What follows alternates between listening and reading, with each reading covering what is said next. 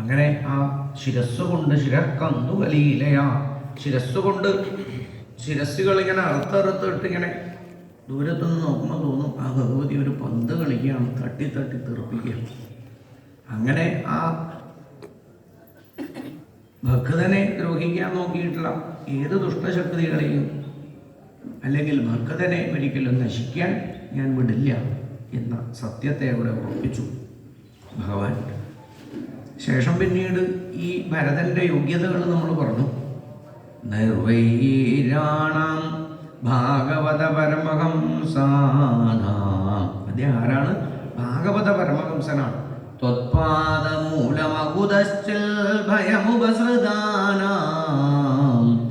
ആ ഭഗവാന്റെ പാദത്ത് ആത്യന്തികമായി ആശ്രയം പ്രാപിച്ച ഈ ഭരതനെ സംബന്ധിച്ച് ഇപ്പൊ ഈ ഭദ്രകാളി വന്നു വെച്ചിട്ടൊന്നും ഒന്നും പറ്റിയിട്ടില്ല.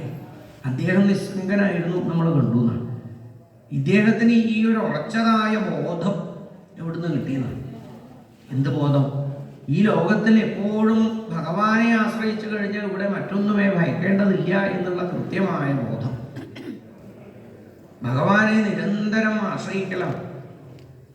മന്യേ കുതശ്ചിൽ ഭയമച്യുതസ്യ പാദാരവിന്ദോപാസനം അത്ര നിത്യം ഉദ്വിഗ്നബുദ്ധേ അസദാത്മഭാവാത്. എല്ലായിടത്തും എല്ലായ്പ്പോഴും ഒരുപോലെ ഈശ്വരനെ കണ്ടുകൊണ്ട് ജീവിക്കാൻ സാധിക്കുക എന്നുള്ളതില്ല ഉപരി മറ്റൊരു വൈശിഷ്ട്യവും മനുഷ്യ ജീവിതത്തിലില്ല. ആ ഭരതന് ഇത് കിട്ടിയിട്ടുള്ളത് അച്ഛനായിട്ടുള്ള ഋഷഭദേവന്റെ ഉപദേശം കൊണ്ടാണ്. നമ്മൾ ഇന്നലെ പറഞ്ഞു, ചെറുപ്പത്തിൽ തന്നെ 100 കുട്ടികളെയും വിളിച്ച് എപ്പോഴും ഈ ഭരതൻ കാലത്ത് തന്നെ ഉപദേശിക്കുത്രേ. എന്തൊക്കെയാ പറയാ? നായം ദേഹോ ദേഹഭാജാമൃലോകേ കഷ്ടാൻ കാമാനർഹദേ വിഭുജാമ്യേ തപോ ദിവ്യം പുത്രകായേന സത്വം ശുദ്ധ്യേതസ്മാത് ബ്രഹ്മസൗഖ്യം അനന്തം. ഹേ കുട്ടികളെ, അയം ദേഹ, നമ്മൾ ആരും എന്തല്ല, ഈ കാണുന്ന ശരീരമല്ല. അതിപ്പോഴേ മനസ്സിലാക്കിക്കൊള്ളുന്ന. എൻ്റേത് തോന്നില്ലേ? നമ്മളാരും ഈ ശരീരമല്ല. ഈ ശരീരം നമുക്ക് ഓരോരുത്തർക്കും ഇവിടെ കിട്ടിയത് എത്രയോ ജന്മജന്മാന്തരങ്ങളായിട്ട് നാം ആർജിച്ചതായ കർമ്മവാസനകളാണ്. പലതും തിരിച്ചറിയാതെ ചിന്തിച്ചും പ്രവർത്തിച്ചും വന്നുകൂടിയതായ ഈ ദുരിതം. അതുകൊണ്ട് തപോദിവ്യം പുത്രകായേന സത്വം, തപസ്സിനെ ചെയ്യാൻ സാധിക്കും. നിരന്തരം മനസ്സുകൊണ്ടും ഈ ശരീരത്തെ ഭഗവാനിങ്കിലേക്ക് ലയിപ്പിക്കാൻ മനസ്സുകൊണ്ട് ആദ്യം ഭഗവാനിങ്കിലേക്ക് സമർപ്പിത ജീവിതം ഉണ്ടാവണം. അതിനാണ് തപസ് പറയുക. മനസ്സ് ഏകാഗ്രമായി ഭഗവാനിങ്കിലേക്ക് ഇരിക്കണമെങ്കിൽ മനസ്സശ്ച ഇന്ദ്രിയാണാം ച ഐകാഗ്ര്യം, രണ്ടിനെയും ഒരു ബിന്ദുവിൽ ചേർത്ത് വെച്ച് നിങ്ങൾ ജീവിക്കൂ. ഈശ്വരനല്ലാതെ കണ്ട് മറ്റുപിടിയില്ല. അതെങ്ങനെ പഠിക്കണം? നിങ്ങൾ ഈ ലോകം മുഴുവനും അതിന് മനസ്സിലാക്കി സത്സംഗം ചെയ്തുകൊണ്ട് ജീവിക്കാൻ സാധിക്കണം. മഹത്സേവാദ്വാരമാഹുർവിമുക്തേ തമോദ്വാരം യോഷിതാം സംഗീസംഗം. സത്സംഗത്തിലൂടെ സജ്ജനങ്ങളുമായിട്ടുള്ള സംഘം മുഖേന നിങ്ങൾ ഈ ലോകത്തിൽ എല്ലാവരും ഈ ശരീരത്തെ കൊണ്ട് നമുക്ക് സാധിക്കുന്നത് തപസ് ചെയ്യാൻ മാത്രമാണ്. മറ്റുള്ള ഒരു ശരീരത്തിലും നിങ്ങൾക്ക് ഈ തപസ് ചെയ്യാൻ സാധിക്കില്ല. അതുകൊണ്ട് ആ ദിവ്യമായ തപസ്സിനെ നിങ്ങൾ നിരന്തരം ആചരിക്കുമ്പോൾ ഈ ജീവിതം നിങ്ങൾക്ക് എന്തെന്നില്ലാത്ത ഒരു അനുഭൂതിയോടുകൂടി തീർക്കാൻ നിങ്ങൾക്ക് സാധിക്കും. കുട്ടികളെ, സകല വ്യവഹാരങ്ങളും നിങ്ങൾക്ക് ആനന്ദത്തോടു കൂടി തീർക്കാൻ സാധിക്കും. എല്ലായിടത്തും ഈശ്വരഭാവം നിങ്ങൾക്ക് കാണാൻ സാധിക്കണം എന്ന് പറഞ്ഞു കൊടുത്തു. അങ്ങനെ ഈ ലോകത്ത് ജീവിക്കുമ്പോൾ എന്തുണ്ടാവണം? ഹംസേ ഗുരൗമൈ ഭക്ത്യാനുവൃത്യാ വിതൃഷ്ണയാ ദ്വന്ദ്വതിദീക്ഷയാ സർവത്ര ജന്തോ വ്യസനാവഗത്യാ ജിജ്ഞാസയാ തപസേഹാനുവൃത്യാ മത്കർമ്മഭിർമത്കഥയാ ച നിത്യം മദ്ദേവ സംകാൽ ഗുണകീർത്തനാന്മേ. എന്നെ മത്കർമ്മഭിഹി, എൻ്റെ കഥകൾ ധാരാളം നിങ്ങൾ കേൾക്കൂ. എൻ്റെ കഥകൾ ധാരാളം കേൾക്കൂ, നിരന്തരം കേട്ടുകൊണ്ടിരിക്കൂ. എൻ്റെ സജ്ജനങ്ങളുമായി എൻ്റെ ഭക്തന്മാരുമായി നിങ്ങൾ നിരന്തരം ചെയ്യൂ. ആ ഗുണകീർത്തനങ്ങൾ നിങ്ങൾ നാമം ജപിച്ചുകൊണ്ടിരിക്കൂ. അങ്ങനെ ഈ ശരീരവുമായിട്ടുള്ള ആ ബന്ധം നിങ്ങൾക്ക് മെല്ലെ മെല്ലെ മെല്ലെ മെല്ലെ മാറിക്കിട്ടും. സർവത്ര മദ്ഭാവ വിചക്ഷണേന ജ്ഞാനേന വിജ്ഞാന വിജൃംഭിതേന വിരാജിതേന യോഗേന ധൃത്യുദ്ധമസക്തയുക്തോ ലിംഗം വ്യഹോഹൽ കുശലോഹമാഖ്യം. സർവത്ര മദ്ഭാവ വിചക്ഷണം, സർവത്ര ഭാവത്തിലും എന്നെ കാണാൻ സാധിക്കാം. എവിടെ എവിടെ നോക്കിക്കഴിഞ്ഞാലും ഈശ്വരനല്ലാതെ കണ്ട് ഒന്നും നിങ്ങളുടെ കണ്ണിൽ തോന്നില്ല എന്നാവും കുട്ടികളെ. പിന്നെന്തുണ്ടാവും? അതിന് തക്കതായ അറിവ് നിങ്ങൾക്ക് ഇവിടുന്ന് കിട്ടണം, ഈ സത്സംഗത്തിൽ നിന്ന് കിട്ടും. മനസ്സിലായില്ലേ? ഭഗവാനല്ലാതെ ഇവിടെ ഒന്നും കാണാൻ നമുക്ക് സാധിക്കില്ല, ഈശ്വരനല്ലാതെ ഇവിടെ ഒന്നും അനുഭവിക്കാൻ നമുക്ക് സാധിക്കില്ല എന്നുള്ള തിരിച്ചറിവ് നിങ്ങൾക്ക് വരുമ്പോൾ എന്തുണ്ടാവും? കർമാശയം ഹൃദയഗ്രന്ഥി ബന്ധമവിദ്യയാ സാധിതമപ്രമത്ത. ഈ പല പല പല കർമ്മങ്ങളും തിരിച്ചറിവില്ലാതെ ചെയ്തുകൊണ്ടിരിക്കുന്ന ഈ ഒരു പൊട്ടത്തരം അന്ന് മുതൽ നിർത്തുന്ന, അറിവില്ലായ്മ കൊണ്ട് ചെയ്ത തെറ്റുകളൊക്കെ അന്ന് കൊണ്ട് നിർത്തും. ഇപ്പൊ അറിഞ്ഞു. നിങ്ങൾ എന്താ അറിഞ്ഞിട്ടുള്ളത്?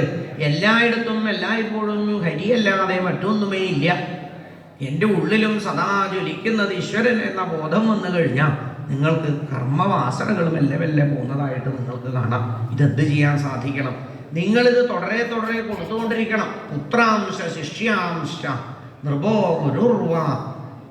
നിങ്ങൾ ആരെങ്കിലും കണ്ട് ഭഗവാനിലേക്ക് എത്തിക്കാൻ എന്തെങ്കിലും ഒരു അവസരം ഉണ്ടെങ്കിൽ അപ്പോൾ കൂട്ടിക്കൊണ്ടിരണം, ഈ കഥകൾ പറയണം. മനസ്സിലാവുന്നില്ലേ? ഇവിടെ ഈശ്വരൻ മാത്രമേ ഉള്ളൂ എന്ന് എങ്ങനെയെങ്കിലും അയാളെ പറഞ്ഞ് മനസ്സിലാക്കിക്കാൻ നിങ്ങൾ സാധിക്കണം. അല്ലാതെ ഇത് പഠിച്ചിട്ടും കാര്യമൊന്നുമില്ല. ഗുരുർന സസ്യാ സ്വജനോ ന സസ്യാത് പിതാന സസ്യാ ജനനീ ന സാസ്യാത് ദൈവം ന തസ്യാൽ ന പതിശ്ച സസ്യാൽ നമോജയേല്യ സമുപേദ മൃത്യു. ഭൗതിക ശരീരം എന്നുള്ളത് മരണഭയത്തിൻ്റെ ഒരു കൂടം ആണ്, ഒരു കൂടാരാണ്. ഇതാണ് നമ്മുടെ ശരീരം. മരണഭയം എന്നുള്ള ആത്യന്തികമായ ഭയം സ്റ്റോർ ചെയ്തിരിക്കുന്നതാണ്. അതുകൊണ്ട് തന്നെ എത്രയെത്ര ചെറിയ ചെറിയ മരണത്തിലേക്ക് സൂചിപ്പിക്കുന്ന ചെറിയ ശകലങ്ങൾ പോലും മനുഷ്യൻ്റെ സ്വസ്ഥത കളയുന്ന. ചെറിയൊരു കല്ല് തട്ടുമ്പോഴൊന്ന് പേടിച്ചു പോകുന്നില്ലേ? കാല് വെറുതെ ഒന്ന് വീഴാൻ വിചാരിക്കുമ്പോഴേക്കൊന്ന് ഞെട്ടിപ്പോകുന്നില്ലേ? എന്താ ഈ ഞെട്ടൽ? മരണഭയാണ്. നമ്മൾ തിരിച്ചറിയുന്നില്ലേ? ഇതൊക്കെ എപ്പോഴും ഉണ്ടാവുന്നുണ്ട്. സർവത്ര മദ്ഭാവ വിചക്ഷണേന, എല്ലായിടത്തും എന്നെ കാണാൻ സാധിക്കൂ.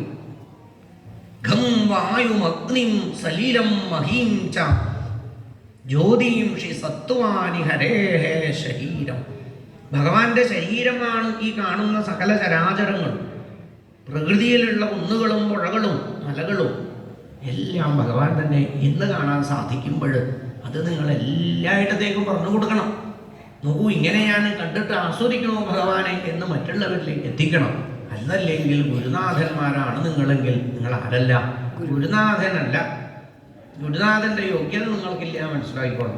നിങ്ങൾ അച്ഛനായിരിക്കാം, പക്ഷെ ജനനം കൊടുത്താലുള്ള അർത്ഥമേ നിങ്ങൾക്കുള്ളൂ. ആ അർത്ഥത്തിലേ എടുക്കുള്ളൂ. ശരിക്കുള്ള അച്ഛനാവണമെങ്കിൽ ഈ ഭഗവത് വിചാരം എല്ലാവരിലേക്ക് എത്തിക്കണം. ഈശ്വരൻ ഇവിടെയുണ്ട്, നമ്മോടൊപ്പം ഉണ്ട് എന്ന തോന്നലുണ്ടാകുമ്പോൾ ഒരിക്കലും ഭയക്കാതെ ജീവിക്കാനുള്ള ഒരു അറിവാണ് മക്കൾക്കും കുട്ടികൾക്കും ഒക്കെ കൊടുക്കേണ്ടത്. ആ അറിവ് കൊടുക്കുക എന്നുള്ളത് എങ്ങനെയാണ്? ഭഗവാനെ ചിന്തിപ്പിക്കുക അവരെ കൊണ്ട്. ശ്രദ്ധിക്കുന്നില്ലേ? എങ്ങനെയെങ്കിലും അവസരം ഉണ്ടാക്കിയിട്ട് അവരെ ഭഗവാനെ കുറിച്ച് കേൾക്കാനോ ചിന്തിപ്പിക്കാനോ ഒക്കെ സാധിക്കണം നമുക്ക്. അത് ശ്രമമായിരിക്കണം. എന്നെങ്കിലേ നമുക്കൊരാളെ കിട്ടുള്ളൂ ഭക്തനായിട്ട്. നിസാരമൊന്നല്ല ഇത്. പ്രാരബ്ധത്തിൽ പെട്ടു താണ് പോയിട്ടുള്ള ഓരോരുത്തരുടെ ജീവിതം നിങ്ങൾ കാണുന്നില്ലേ? കലിയുഗം കൂടുമ്പോഴേക്കും ചെറിയ കുട്ടികൾക്കൊക്കെ നാമം ജപിക്കണമെങ്കിൽ ഇനിയിപ്പോൾ എങ്ങനെ പറഞ്ഞ് ജപിക്കും നമ്മളൊക്കെ? നിങ്ങൾ ആലോചിച്ചു. അപ്പോൾ കാലഗ്രാസ മുഖഗ്രാസദാസ നിർമാശഹേതമ. ഇവിടെ മനസ്സിലാക്കിക്കൊണ്ടിരിക്കണം, എപ്പോഴും ഈ ആനുകാലിക പശ്ചാത്തലം നമ്മുടെ ഉള്ളിലുണ്ടാവും. മറ്റല്ലെങ്കിൽ ഒരു കഥ കേൾക്കാൻ പോയി കേട്ട ഒരു ഇതിലൊന്ന് പോയി അത് ശരിയായില്ല. ഭാഗവതം ഇവിടെ ശരിയാവലൊന്നുമില്ല. അതൊക്കെ തോന്നലാണ്. ഭാഗവതം നന്നായി പറഞ്ഞു, പലയിടത്തും അങ്ങനെ കേട്ടിട്ടുണ്ട് നന്നായി. മഴ ആചാര്യം ശരിയായില്ല. ഇങ്ങനെയുള്ള ഇവിടെ ഒരാചാര്യന് അങ്ങനെ അധികം പറയാനൊന്നും പറ്റില്ല, ഒരാൾക്ക് അങ്ങനെ പറയാണ്ടിരിക്കാനും പറ്റില്ല. നമ്മളാണത് നല്ലതുപോലെ സ്വീകരിക്കേണ്ടത്. അതാണ് ഭാഗവതം. ഇതല്ലാതെ പറഞ്ഞ് ചർച്ച ചെയ്തുകൊണ്ടിരിക്കേണ്ടതല്ല. നിങ്ങൾ വേഗം ഇതിനെ മനസ്സിലാക്കിക്കൊള്ളുന്നു. ഓരോ കഥകളിലും പറയുന്നില്ലേ? ഓരോ കഥകളിൽ എന്താ പറഞ്ഞത്? എപ്പോഴെങ്കിലും കേട്ടോളൂ എന്നാണോ? അല്ല, പെട്ടെന്ന് ഇത് കേട്ട ഉടനെ നിങ്ങൾ ഇത് മനസ്സിലാക്കുക. ഈ ഒരു സത്യം അങ്ങനെയാണ്. അതുകൊണ്ട് പരം സത്യം എന്ന് ഈ ലോകം വിളിച്ചു പറയുന്നതാണ് ഭാഗവതെങ്കിൽ നമ്മൾ ഇനി അത് സത്യമാണോ എന്ന് ആലോചിച്ചിട്ട് ഉറപ്പിക്കാമെന്ന് വിചാരിക്കേണ്ട. ഈശ്വരൻ മാത്രമേ ഉള്ളൂ എന്ന തോന്നലുണ്ടായിട്ടുണ്ടെങ്കിൽ ഇവിടെ ദൈവം പോലും ദൈവമല്ല. പറയാൻ കാരണം എന്താ? ആശ്രയം പ്രാപിച്ച ഭക്തനെ അനുഗ്രഹിക്കാൻ അവന്റെ മരണഭയത്തെ മാറ്റാൻ സാധിക്കാത്ത ദൈവം ഇവിടെ എവിടെയെങ്കിലും ഉണ്ടെങ്കിൽ ആ ദൈവം ആരല്ല? അത്രേ പറയൂ, ദൈവമല്ല. കൃഷ്ണാന്ന് വീട്ടിൽ നിന്ന് വിളിക്കുമ്പോൾ തന്നെ ഒരു സമാധാനം കിട്ടുന്നില്ലേ? ഇല്ലേ? ഇവിടെ നടന്ന് എത്തണ്ടല്ലോ. ആ വഴിയിൽ നിന്ന് നടക്കുമ്പോൾ തന്നെ വിളിക്കുമ്പോൾ മുഖം ഇവിടെ കൂട്ടാൻ വന്നില്ലേ? ആ ഒരു ഫീലില്ലേ? അതാണ് ഈശ്വരൻ. ആശ്രയം പ്രാപിച്ചിട്ടുണ്ടെങ്കിൽ പ്രണത ക്ലേശനാശായ ദാസോഹം തവ കേശവ. ദാസഭാവം എന്നുള്ളത് നിസാരല്ല സജ്ജനങ്ങളെ. നമ്മളൊരു ഭാര്യയും ഭർത്താവും കുടുംബജീവിതത്തിലും എല്ലാ ബന്ധത്തിലും ഈ വിധേയത്വമാണ് നമുക്ക് മറ്റുള്ളവരെ ഇഷ്ടപ്പെടാനോ ഇഷ്ടപ്പെടാതിരിക്കാനോ ഒക്കെ താല്പര്യം, അല്ലേ? നമുക്ക് വേണ്ടി മാറാൻ സാധിക്കുക. ഒന്ന് നിങ്ങൾ ആലോചിച്ച് നോക്കുക. ആ വാക്കിൻ്റെ തന്നെ അർത്ഥം നിസാരപ്പെട്ടതല്ല, എന്തും ചെയ്യുന്നതാണ്. അപ്പോൾ ഈശ്വരൻ വെറുതെ ഇരിക്കില്ല.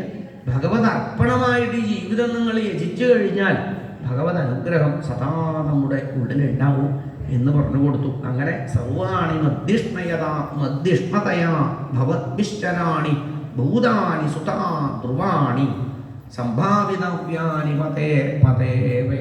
ഈ ഒരു ബോധത്തോട് കൂടിയിട്ട് വേണം ഓരോ പാദങ്ങൾ ഈ ഭൂമിയിലേക്ക് മുന്നോട്ട് വെക്കാൻ. മനസ്സിലായില്ലേ?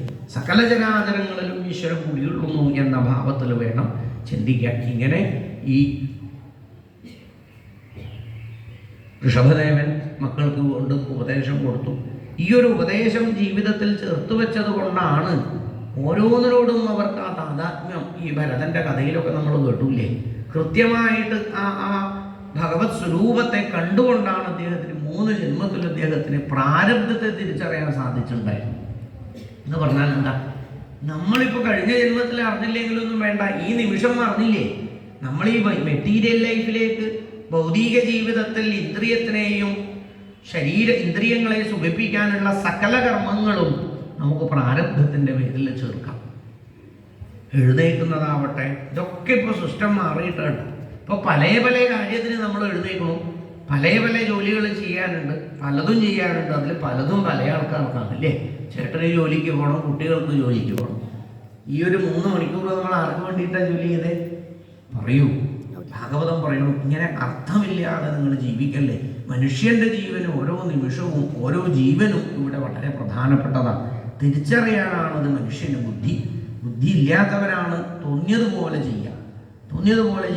ഇവിടെ പറയണു, നിങ്ങൾ ഭർത്താവിന് കൊടുക്കൂ, കുട്ടികൾക്ക് കൊടുക്കൂ, ആർക്ക് വേണമെങ്കിലും കൊടുക്കൂ, പക്ഷേ നാരായണന് വേണ്ടിയിട്ട് നിങ്ങൾ ജീവിക്കും. ശ്രദ്ധിക്കുന്നില്ലേ? നാരായണായേതി സമർപ്പയാമി. ഹേ ഗുരുവായൂരപ്പ, ഞാൻ ഈ കാപ്പിയൊന്നും ഉണ്ടാക്കട്ടെ എന്നാ, ഞാനൊന്ന് എഴുന്നേക്കട്ടെ, നേരത്തെ ക്ഷീണനാവല്ലേ, എനിക്ക് എൻ്റെ ജോലികൾ പൂർത്തിയാക്കാൻ എന്നെ അനുഗ്രഹിക്കും.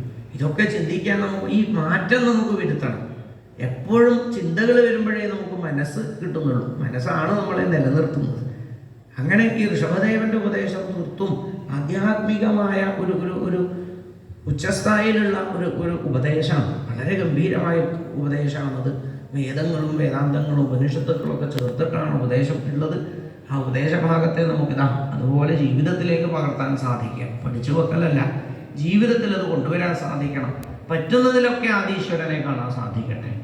ആദ്യം അങ്ങനെ ചെയ്യാം. നമ്മുടേതിലൊക്കെ ഈശ്വരനെ കാണാൻ സാധിക്കുക. അങ്ങനെയാണ് മെല്ലെ വളർത്തേണ്ടത്. അത്തരത്തിൽ നമ്മുടെ ശ്രദ്ധയുണ്ടാവട്ടെ പ്രാർത്ഥിക്കുന്നു. ഇപ്പോൾ നിർത്തി. 10:30 മണിക്ക് ശേഷം വീണ്ടും പ്രഭാഷണത്തോടു കൂടി ഉണ്ടാവും. 9:30 മണിയോടുകൂടി പാരായണം ആരംഭിക്കുന്നുണ്ടാവും. ഇന്ന് വൈകിട്ട് നരസിംഹാവതാര കഥയാണ്, നിങ്ങൾക്കറിയാം. വൈകിട്ട് വരെ അജാമിളോപാഖ്യാനം, ചിത്രകേതു ചരിതം, ഷഷ്ടസ്കന്ധം എന്നുള്ളത് പോഷണം എന്നുള്ള ലീലയാണ്. ഭാഗവതത്തിൽ കലിയുഗത്തിലെ ആൾക്കാരെ സംബന്ധിച്ച് ഏറ്റവും കൂടുതൽ നമ്മെ സ്വാധീനിക്കുന്ന കഥകൾ ഇന്നത്തേതാണ്. കൃഷ്ണകഥകളിലേക്ക് എത്തുന്നതിന് മുന്നേയുള്ള ഒരു രസകരമായ കഥകൾ ഇന്ന് അജാമിള മോക്ഷത്തിലും മറ്റൊക്കെ നമ്മുടെയൊക്കെ ജീവിതം അതിലൂടെ വരച്ചു കാട്ടുന്നതാണ്. ആ ഒരു കഥാഭാഗങ്ങളിലേക്കൊക്കെ എല്ലാവരും നേരത്തെ കാലത്ത് എത്തിച്ചേരുക യജ്ഞവേദിയിലേക്ക് ഇന്ന് വീണ്ടും പ്രാർത്ഥിക്കുന്നു. വരിയായി വന്ന് ത്രിമധുരം പ്രസാദം സ്വീകരിച്ച് പ്രഭാത ഭക്ഷണം കഴിച്ചെത്തിച്ചേരുക. അർച്ചന പ്രസാദം കൊടുത്തിട്ടുള്ളവരുണ്ടെങ്കിൽ, മറ്റ് വഴിപാടുകൾ കൊടുത്തിട്ടുള്ളവരുണ്ടെങ്കിൽ യജ്ഞവേദിയിൽ വന്ന് ചോദിക്കാം.